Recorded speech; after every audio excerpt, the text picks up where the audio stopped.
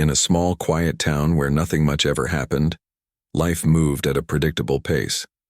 People went about their days, caught up in routines that rarely changed. Among them was Marcus Johnson, a man whose presence was as unassuming as the gray hoodie he often wore. Marcus was blind, having lost his sight years ago due to an injury, but his blindness didn't define him. To those who passed him on the street, he seemed like any other resident of the neighborhood, kind, polite, and reserved. What no one knew, however, was that beneath this calm exterior lay a man with a past so extraordinary it could have filled books. Marcus lived alone in a modest apartment on the edge of town. His days were simple. He woke early, made himself a cup of coffee, and spent hours listening to audiobooks or practicing martial arts in his living room. Despite his blindness, Marcus moved through his home with ease, every step calculated and deliberate.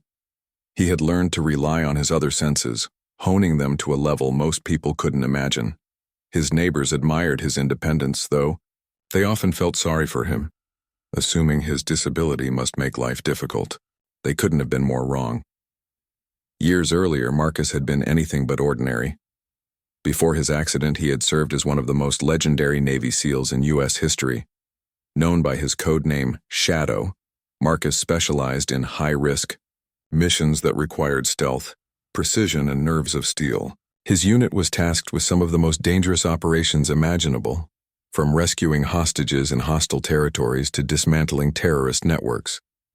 Marcus's brilliance in the field earned him countless accolades, though few outside. The military world knew his name. Even after losing his sight in a mission gone wrong, he continued to train relentlessly, adapting his skills to his new reality. When he retired, he chose to leave his heroic past behind, seeking solace in anonymity. But fate has a way of finding people, even when they try to stay hidden. One chilly evening, as Marcus returned from the grocery store, his peaceful routine was shattered. The streets were mostly empty, save for a group of 3 men loitering near a dimly lit alley. At first glance, they looked harmless enough, just a bunch of rowdy guys laughing too loudly and drinking beer straight from the bottle. But as Marcus approached, cane tapping rhythmically against the pavement, their tone shifted. "Hey, look what we've got here," one of them slurred, pointing at Marcus. "A blind guy walking around all by himself. Ain't that cute?" Marcus ignored them, keeping his focus on navigating the uneven sidewalk. He'd encountered rude comments before and preferred not to waste energy engaging with ignorance. But the men weren't satisfied with being ignored. Their laughter grew louder, tinged with malice now. One of them stepped into Marcus's path, forcing him to stop. "You deaf too?" the man sneered, leaning closer. "I'm talking to you, Blackie." The words stung, but Marcus kept his composure. He adjusted his grip on his cane and tried to step around the man. That's when things turned ugly. Another member of the group shoved him hard from behind, sending Marcus stumbling forward. His groceries spilled onto the ground, apples rolling across the pavement. Someone kicked his cane out of reach, leaving him disoriented and vulnerable. The men laughed cruelly, circling him like predators closing in on prey. For a moment, fear crept into Marcus's mind. Not because he doubted his ability to handle himself, but because he hated violence. It reminded him too much of the horrors he'd witnessed during his time in the military. Yet as the men jeered and taunted him, something inside Marcus snapped. These weren't just bullies looking for a laugh. They were cowards hiding behind racism and hatred. And Marcus wasn't about to let them win. Though he couldn't see them, Marcus's training allowed him to perceive far more than meets the eye. He listened intently, picking up subtle cues. The sound of their footsteps, the direction of their voices, the faint rustle of clothing as they shifted positions. Every detail painted a mental picture sharp enough to rival vision. When one of the attackers lunged at him, Marcus reacted instinctively. Sidestepping with precision, he grabbed the man's arm and twisted it behind his back, applying pressure until the thug cried out in pain. A quick strike to a pressure point rendered him unconscious, his body crumpling to the ground. The remaining 2 assailants froze, stunned by what they had just witnessed. Who was this guy? How could someone without sight move so swiftly and decisively. Their hesitation gave Marcus the upper hand. When the second attacker charged recklessly, throwing wild punches, Marcus dodged each blow with ease. Years of combat experience taught him how to anticipate movements, even without sight. With a series of calculated strikes, he sent the second man reeling, clutching his ribs in agony. By now, the third thug realized he was dealing with someone far more dangerous than he'd anticipated. Desperation took over as he reached into his pocket and pulled out a knife. Brandishing it menacing senselessly, he waved it in Marcus's direction, hoping to intimidate him. But Marcus remained unfazed. Instead, he scanned his surroundings, locating a nearby trash can lid. Using it as a makeshift shield, he deflected the knife strikes while closing the distance between them. A swift kick to the knee sent the attacker sprawling, the knife skittering harmlessly away. Within minutes, all three men lay defeated, groaning in pain as Marcus stood tall, his breathing steady despite the chaos. Passers-by began gathering, drawn by the commotion. Some called the police, while others stared in awe, unable to believe what they had just seen. When asked how he managed to defend himself so effectively, Marcus simply shrugged. "I've dealt with worse," he said, his voice calm and measured. Then, without waiting for further questions, he bent down to retrieve his cane and began tapping it gently against the pavement, continuing his journey home. News of the incident spread quickly, sparking both disbelief and admiration. Reporters descended upon the town, eager to uncover the truth about the mysterious blind man who had single-handedly taken down 3 armed attackers. As details of Marcus's past emerged, the nation watched in awe. Here was a man who had once been a legend in the shadows, now thrust into the spotlight against his will. Yet despite the attention, Marcus remained humble, refusing to see himself as anything more than an ordinary person doing what needed to be done. For Marcus, the fight wasn't just about self-defense, it was about standing up against hate. Though he wished he could return to his quiet life, he knew the impact of his actions would ripple far beyond that darkened street. Little did he know, this was only the beginning of a journey that would change not only his life, but the lives of countless others. The morning after the incident, Marcus woke up to an unfamiliar sound, the insistent buzz of his phone vibrating on the nightstand. At first, he dismissed it, assuming it was just another telemarketer or automated message. But as the calls kept coming one after another, curiosity got the better of him. Using the voice assistant feature on his phone, Marcus listened to the notifications piling up. Texts, voicemails, and missed calls from numbers he didn't recognize. Most of them were from reporters eager to get a comment about the blind hero who had taken down 3 attackers the night before. At first, Marcus felt annoyed. He hadn't wanted any attention. All he'd done was protect himself. To him, the fight wasn't extraordinary, it was survival.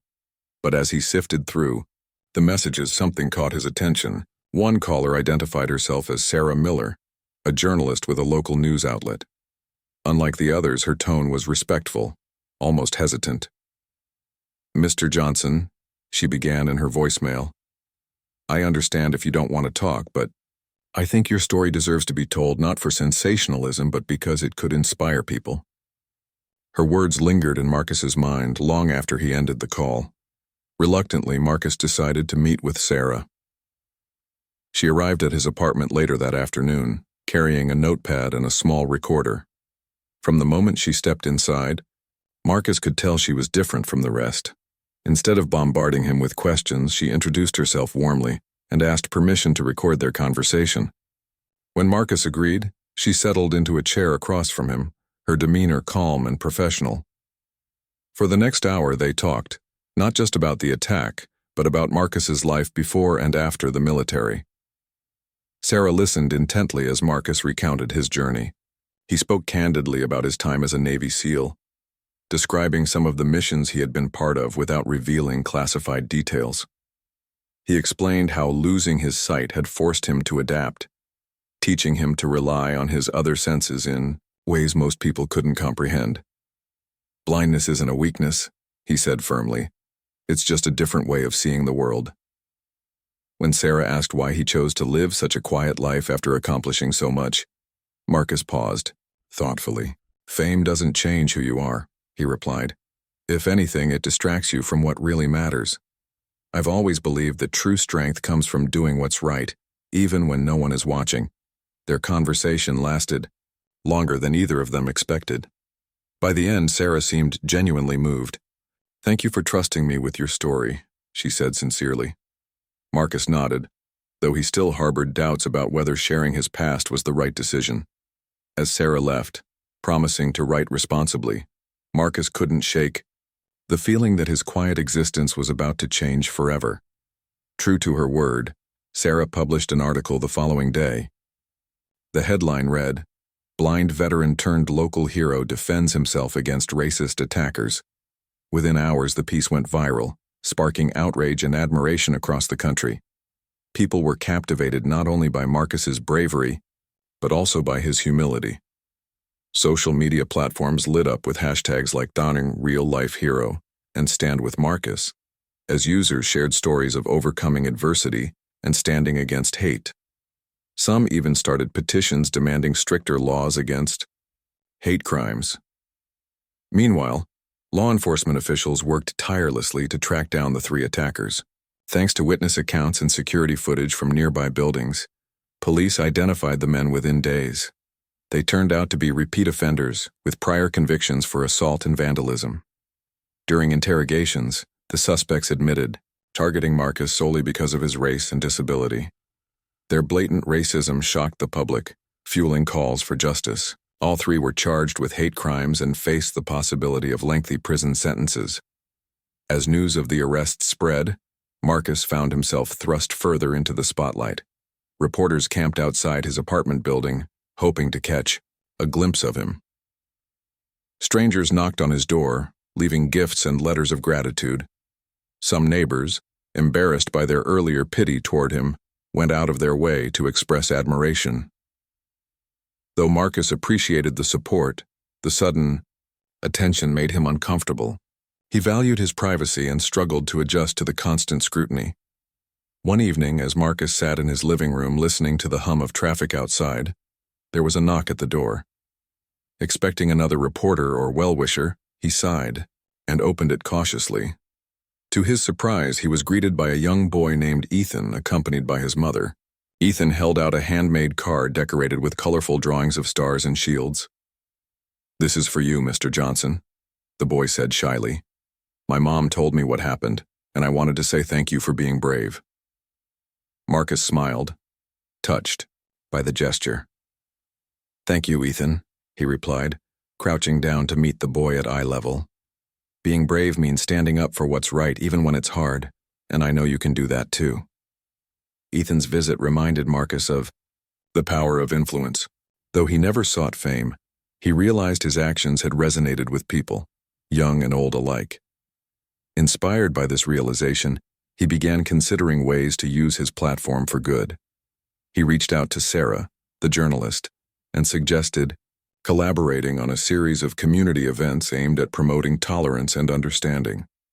Together, they organized workshops where Marcus shared his experiences, encouraging others to embrace diversity and challenge prejudice.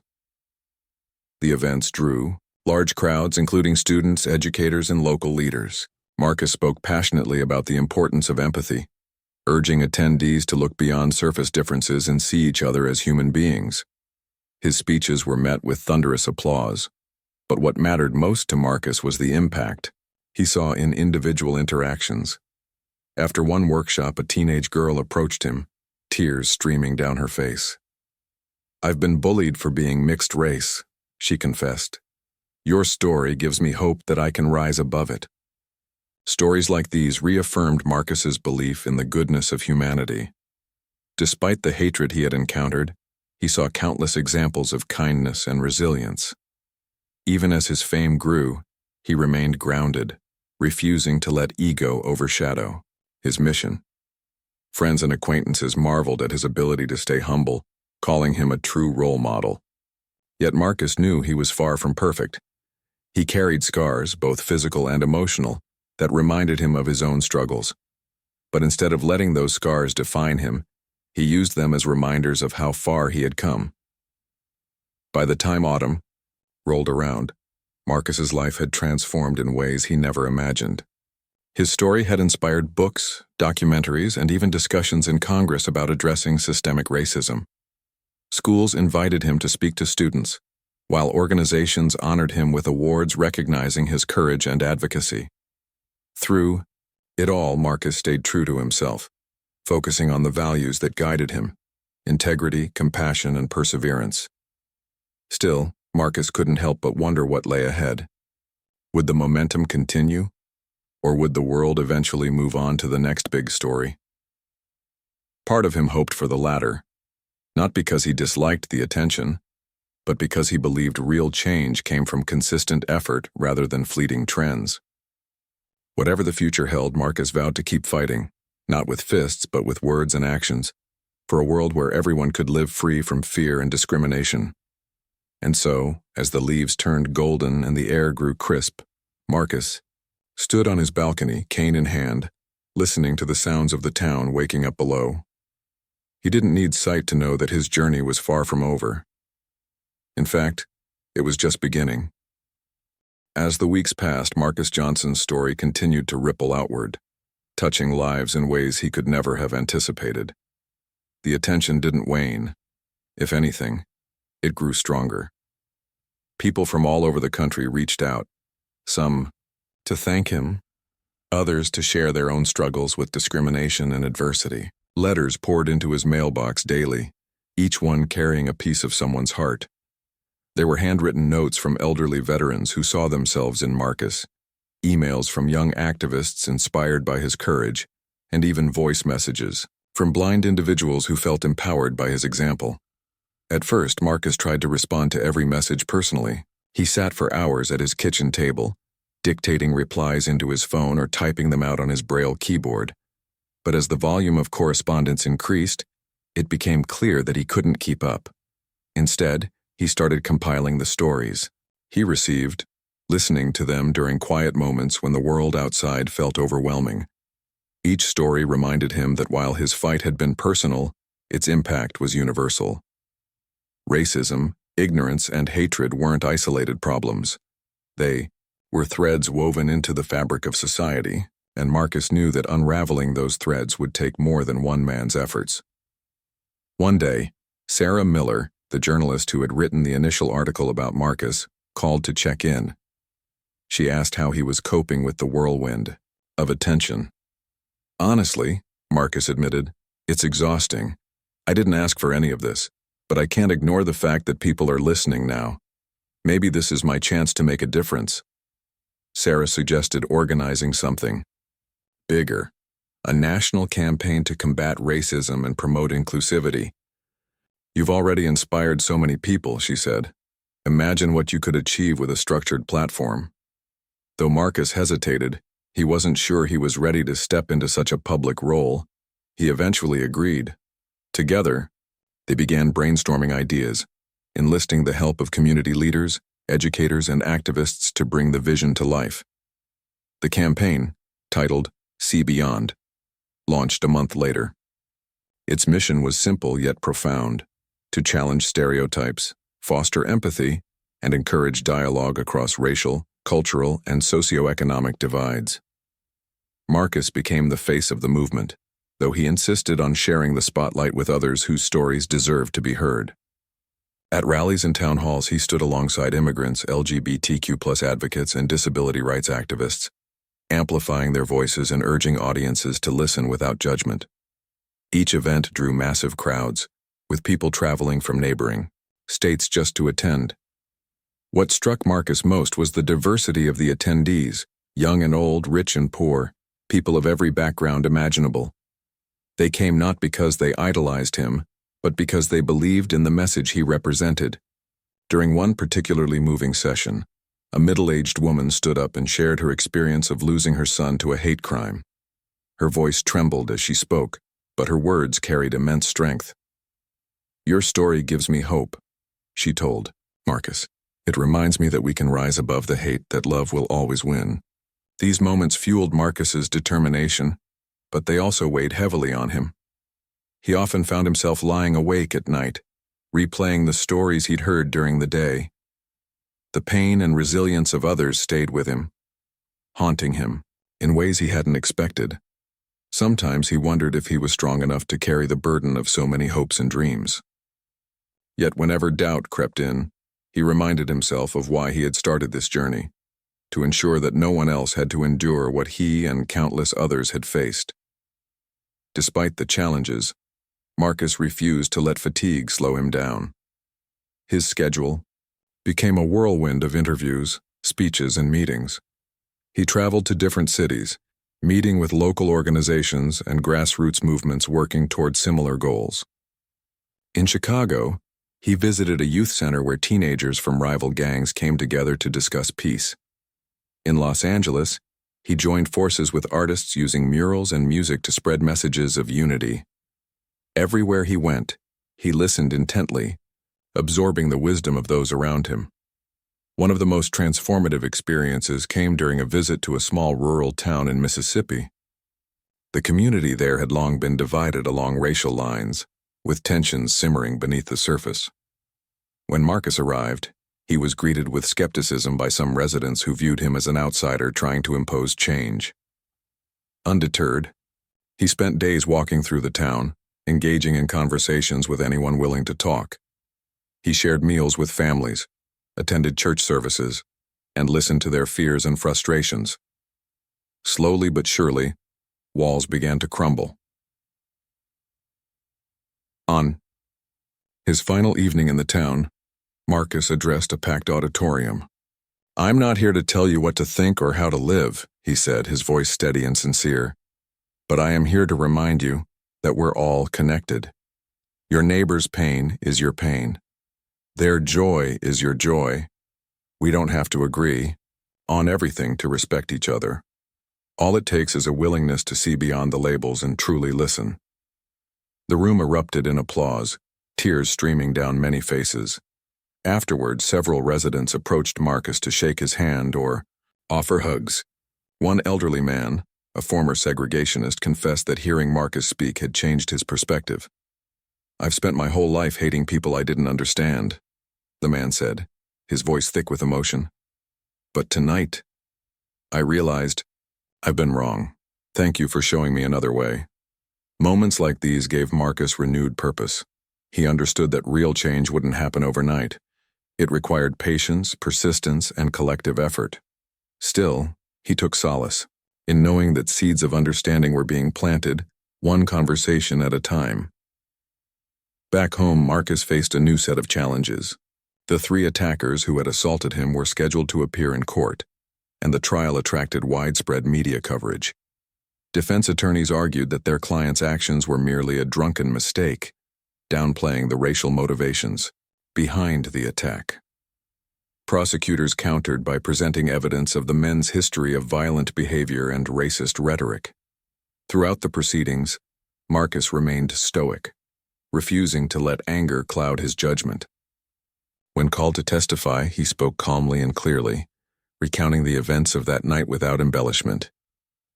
"I'm not here to seek revenge," Marcus told the judge. "I want accountability, not just for me, but for everyone who has ever been targeted because of who they are. This isn't just about one incident. It's about sending a message that hate has no place in our society." In the end, the court handed down guilty verdicts, sentencing the attackers to significant prison terms. The decision brought a sense of closure, though Marcus knew punishment alone wouldn't solve deeper societal issues. As he left the courthouse surrounded by supporters, reporters shouted questions at him. "Do you feel justice has been served?" one asked. Marcus paused, then replied, "Justice is a process, not an endpoint. Today is a step forward, but there's still much work to be done." With the trial behind him, Marcus returned to his advocacy work with renewed energy.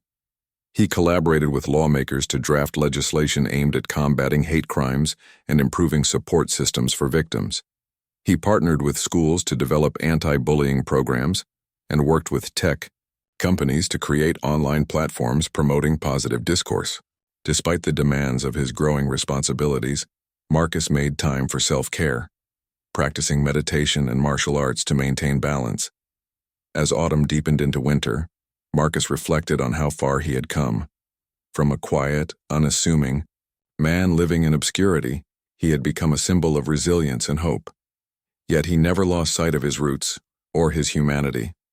To him, heroism wasn't about fame or recognition. It was about doing what was right even when it was hard. And as he stood on the precipice of a new year, Marcus knew that his journey was far from over. The road ahead would be challenging, but he was ready to face it, one step at a time. As winter settled over the town, blanketing streets and rooftops with a thin layer of snow, Marcus Johnson found himself at a crossroads. The whirlwind of attention and responsibility had transformed his life in ways he never imagined. While he was grateful for the opportunities to make a difference, he couldn't ignore the toll it was taking on him. For all his strength and resilience, Marcus was still human, and humans need rest. One chilly morning, as he brewed a cup of coffee in his small kitchen, Marcus reflected on the past few months. His calendar was filled with commitments, speaking, engagements, meetings with advocacy groups, interviews with journalists, and consultations with policymakers. Every day brought new requests, each one accompanied by promises of how much good he could do. But beneath the surface, Marcus felt stretched thin.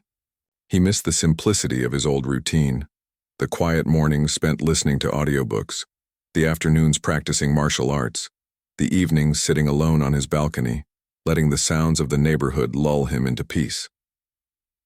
That afternoon, Sarah Miller called again. She had become not just a journalist covering his story, but also a friend who genuinely cared about his well-being. "How are you holding up?" she asked, her voice warm yet probing. Marcus hesitated before answering. "I'm managing," he said finally, "but sometimes I wonder if I've bitten off more than I can chew." Sarah didn't respond immediately. When she spoke, her tone was gentle but firm. "You've done incredible things, Marcus. No one expects you to carry the weight of the world on your shoulders. Maybe it's time to take a step back, to recharge." Her words struck a chord. Marcus realized he couldn't keep pushing himself indefinitely without risking burnout. Reluctantly, he decided to scale back his schedule, focusing only on projects that truly aligned with his values.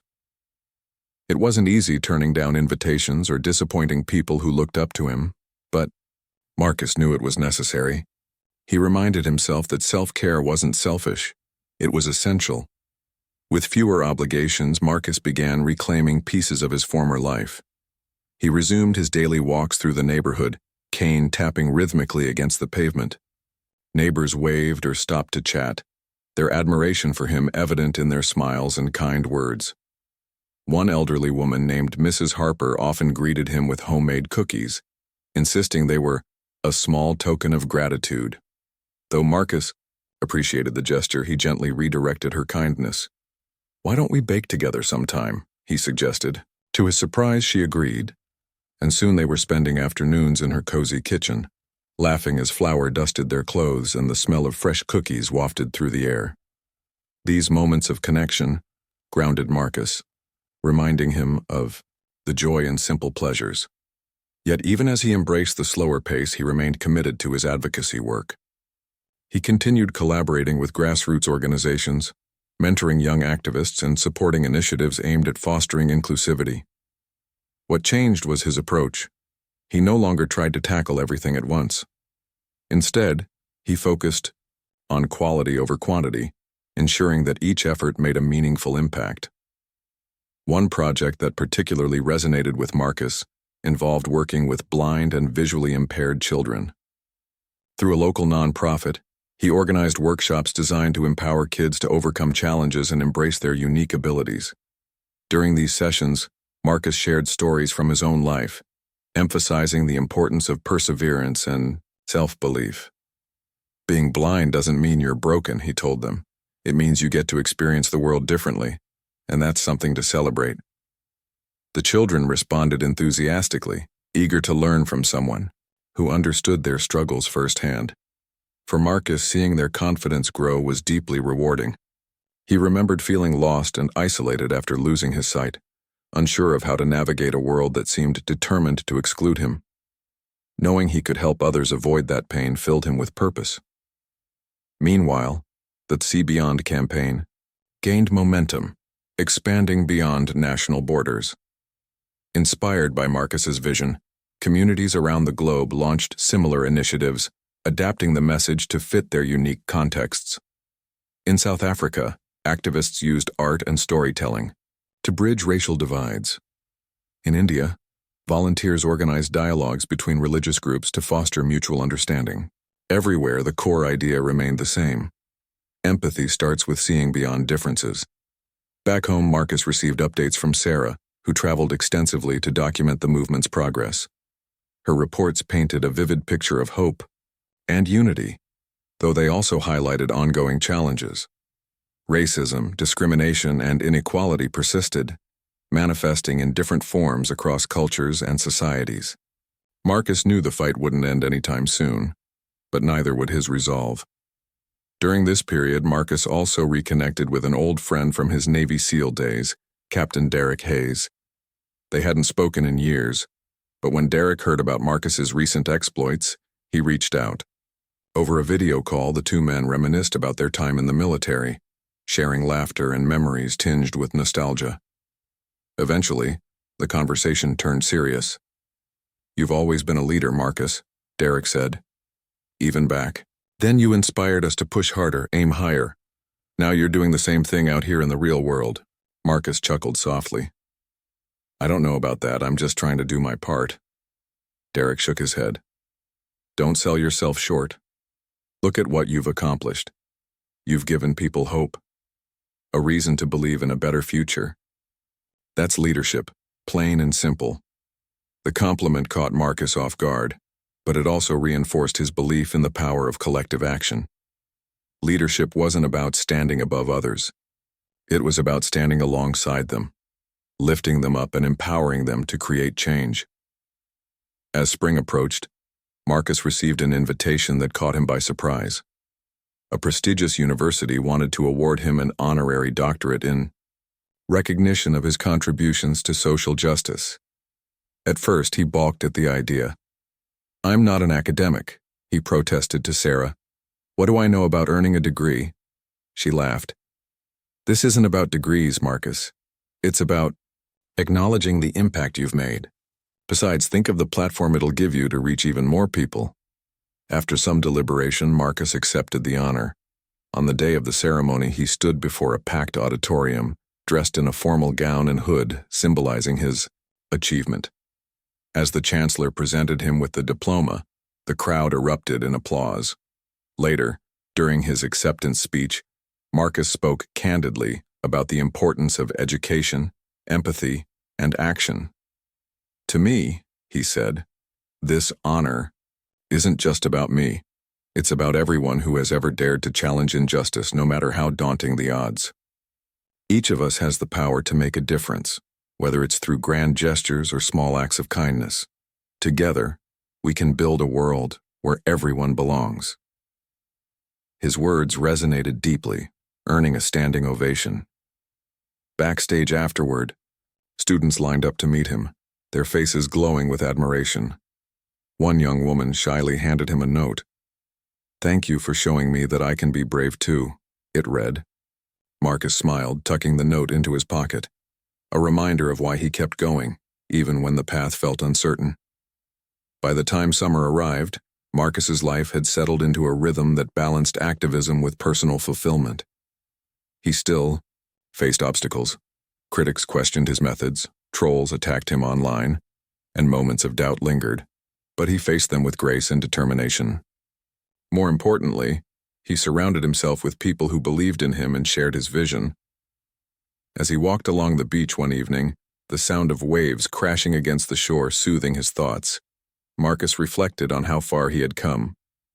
From a man content to live in obscurity, he had become a beacon of hope for countless individuals. Yet he knew he wasn't done yet. There were still battles to fight, bridges to build, and hearts to heal. And so, as the sun dipped below the horizon, painting the sky in hues of orange and pink, Marcus took a deep breath, feeling the cool breeze on his face. Whatever lay ahead, he was ready. After all, the journey of a hero is never truly finished. It evolves, adapts, and continues, one step at a time. As the summer sun blazed overhead, Marcus Johnson found himself standing on a stage in Washington, D.C., addressing a crowd of thousands at the annual National Unity Summit. The event brought together leaders, activists, and everyday citizens from across the country to discuss ways to combat division and promote inclusivity. For Marcus, it was both an honor and a challenge, a chance to amplify his message, but also a test of whether he could continue inspiring others while staying true to himself. The theme of the summit was Building Bridges, and Marcus had been invited as the keynote speaker. As he waited backstage, listening to the murmur of voices and the occasional burst of applause, he felt a mix of excitement and nerves. Public speaking had never come naturally to him, even before he lost his sight. But over time, he'd learned to channel his anxiety into focus, using it to sharpen his words and connect with his audience. When his name was announced, the crowd erupted into cheers. Guided by a volunteer, Marcus stepped onto the stage, his cane tapping lightly against the polished floor. A hush fell over the audience as he approached the podium, adjusting the microphone to his height. For a moment, he stood silent, letting the weight of the moment settle. Then, in a calm and steady voice, he began, "I didn't plan to be here today," Marcus said, his tone conversational yet powerful.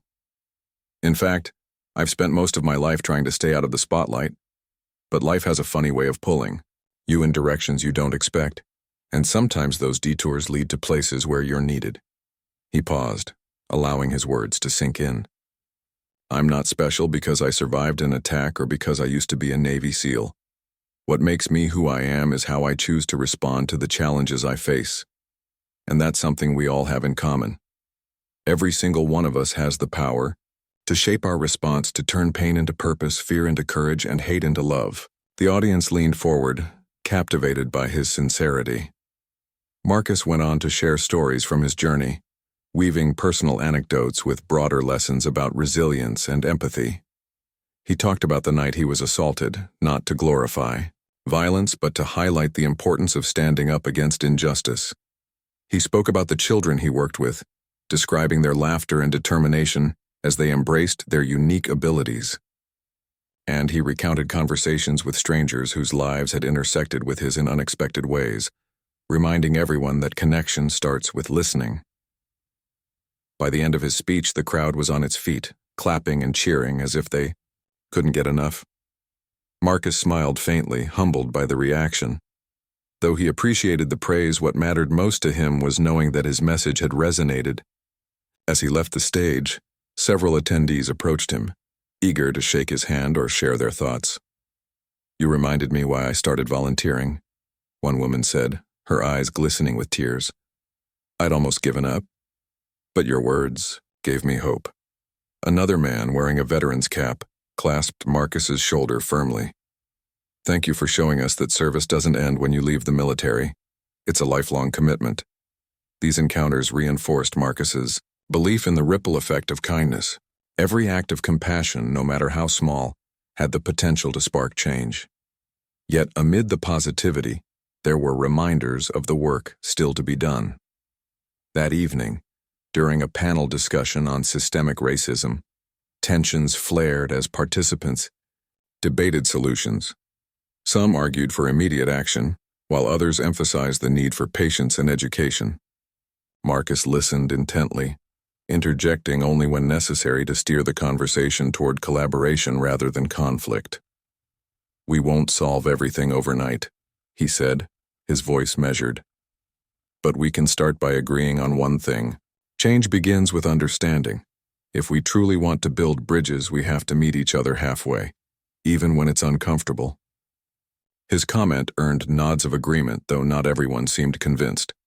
Later, as the event wound down, Marcus reflected on the complexity of progress. Achieving unity required more than goodwill.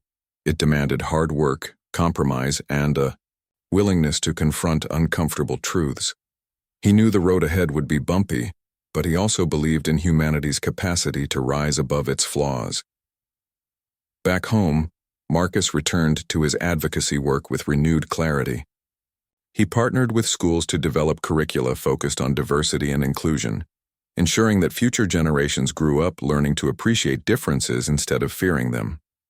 He collaborated with tech companies to create apps designed to help marginalized communities access resources and support.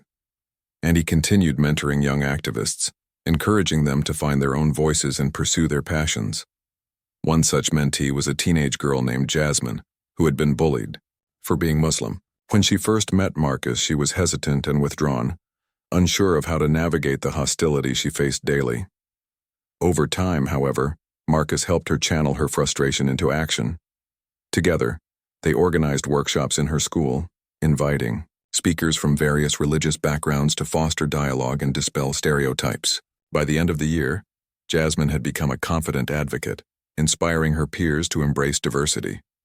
"She reminds me of myself at that age," Marcus told Sarah during one of their regular check-ins. "Scared, but determined. It's amazing to see her grow." Sarah smiled. "And it's amazing to see how much you've grown too. You've built something incredible here, Marcus. Don't forget to take credit for that." Marcus chuckled softly. "I'll take credit when the job is done. Until then, there's still work to do." Despite his modesty, Marcus couldn't deny the impact of his efforts. The Mind See Beyond campaign had expanded globally, with chapters in over 30 countries. Local leaders adapted the initiative to fit their unique contexts, tackling issues ranging from caste discrimination in India to xenophobia in Europe. Through it all, Marcus remained a guiding force, offering advice and encouragement whenever needed. Yet even as the movement flourished, Marcus faced moments of doubt. Critics questioned his methods, accusing him of oversimplifying complex problems.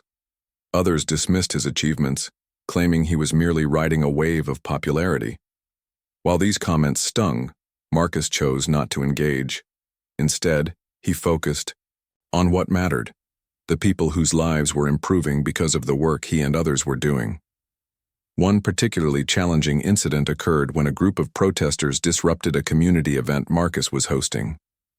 Carrying signs with inflammatory slogans, they shouted insults and accused him of hypocrisy. Security personnel intervened quickly, escorting the protesters off the premises. Afterward, shaken but composed, Marcus addressed the attendees. "Hate will always try to silence us," he said, his voice steady despite the tension in the air. "But we can't let it win. Our strength lies in staying united, in refusing to let fear divide us." His words calmed the crowd, turning what could have been a disaster into a testament to resilience. In the days that followed, supporters rallied around Marcus, flooding social media with messages of solidarity. To his surprise, some former critics even reached out, apologizing for doubting him and expressing admiration for his grace under pressure. As autumn approached, Marcus took a brief hiatus from public appearances to focus on self-reflection. He spent long hours walking through the woods near his home, letting the rustling leaves and chirping birds guide his thoughts. During these solitary moments, he revisited the question that had haunted him since the beginning. Why me? Why had fate chosen him to carry this burden, to bear witness to so much pain and hope? The answer came to him gradually, like sunlight breaking through clouds. It wasn't about him, not really. He was simply a vessel, a conduit for change. His blindness, his past, his struggles, they weren't obstacles, they were tools. Tools that allowed him to see the world differently, to empathize deeply, and to inspire others to do the same. With this realization, Marcus felt a sense of peace wash over him. He understood now that his journey wasn't just about fighting racism or promoting inclusivity. It was about something bigger, reminding people of their shared humanity. And as long as there were hearts to touch and minds to open, he would keep moving forward, one step, one story, one connection at a time.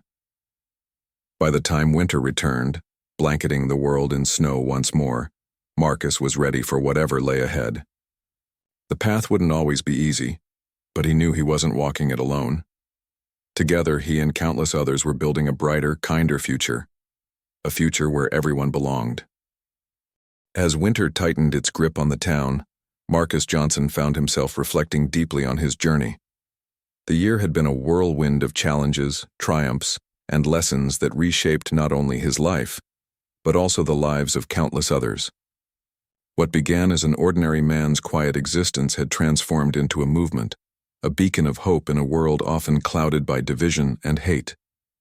Yet, despite the accolades and admiration, Marcus remained grounded, knowing that true impact wasn't measured in applause but in lasting change.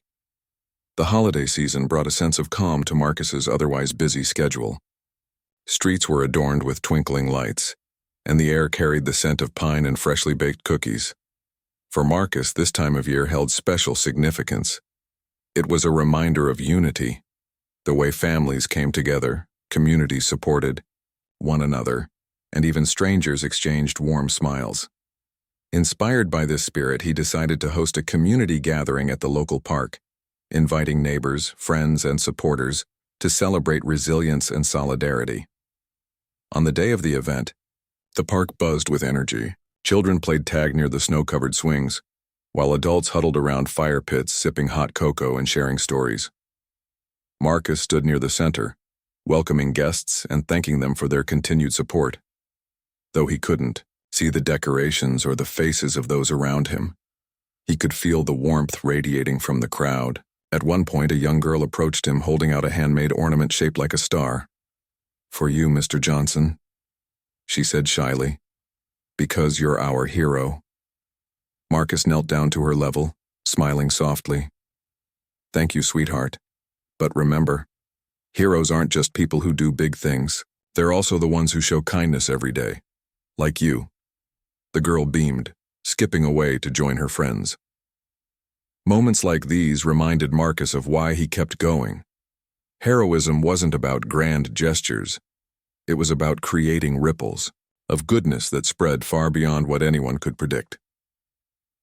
Later that evening, as the festivities wound down, Marcus sat on a bench overlooking the frozen pond.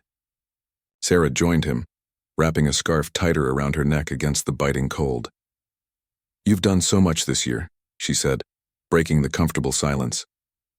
"Do you ever stop to think about how far you've come?" Marcus tilted his head thoughtfully. "Sometimes, but I try not to dwell on it too much. The moment you start thinking you've arrived is the moment you stop growing." Sarah nodded, appreciating his perspective. "Still, it's okay to take pride in what you've accomplished. You've inspired people all over the world. That's no small feat."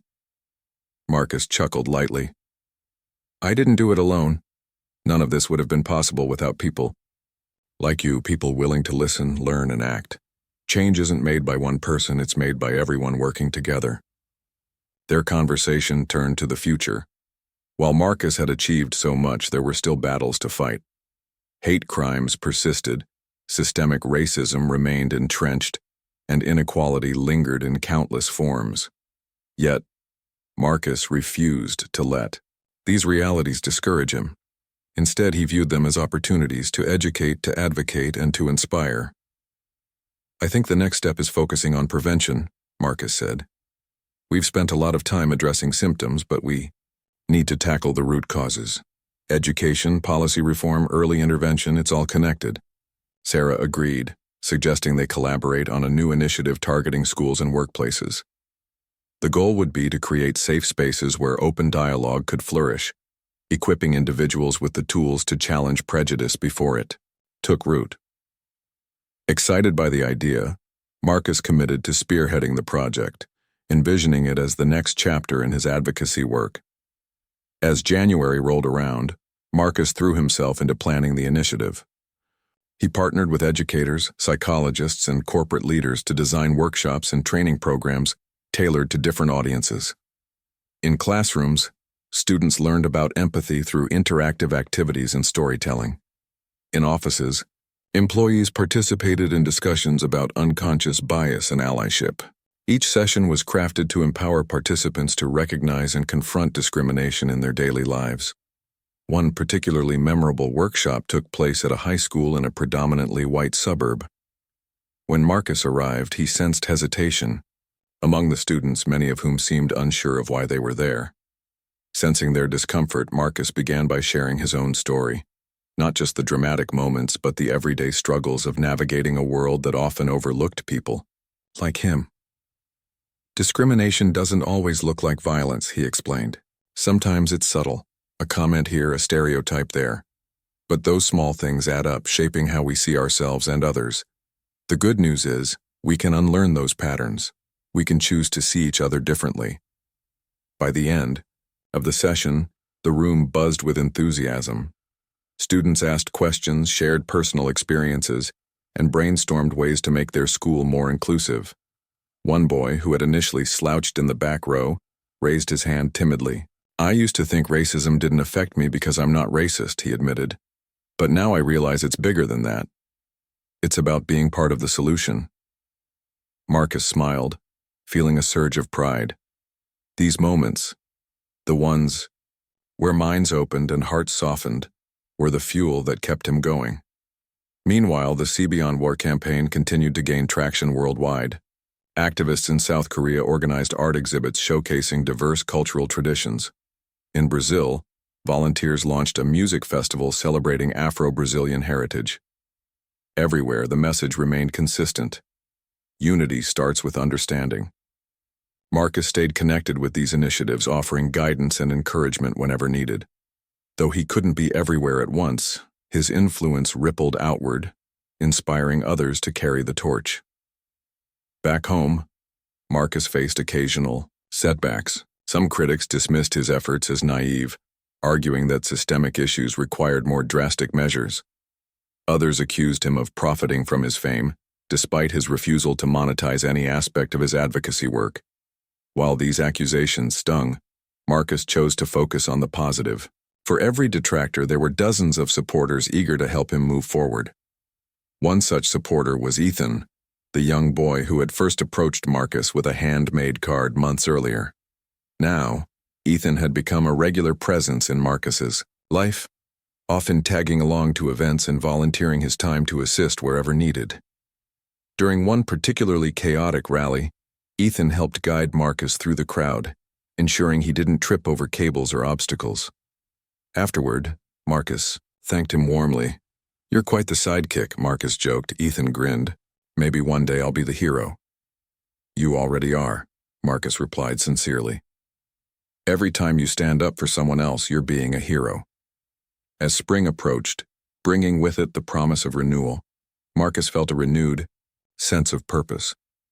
His journey had taught him that change was neither quick nor easy, but it was possible. By fostering empathy, challenging stereotypes, and empowering others, he had planted seeds of hope that would continue to grow long after he was gone. On the anniversary of the night he was assaulted, Marcus returned to the same street corner where it had happened. The area looked different now, cleaner, brighter, almost peaceful. As he stood there, cane tapping gently against the pavement, he reflected on how the attack had set him on this path. Though painful, it had also been a turning point, a catalyst for transformation. A passerby recognized him and stopped to thank him. "What you did changed my life," the man said. "Ernest, Joe Reed's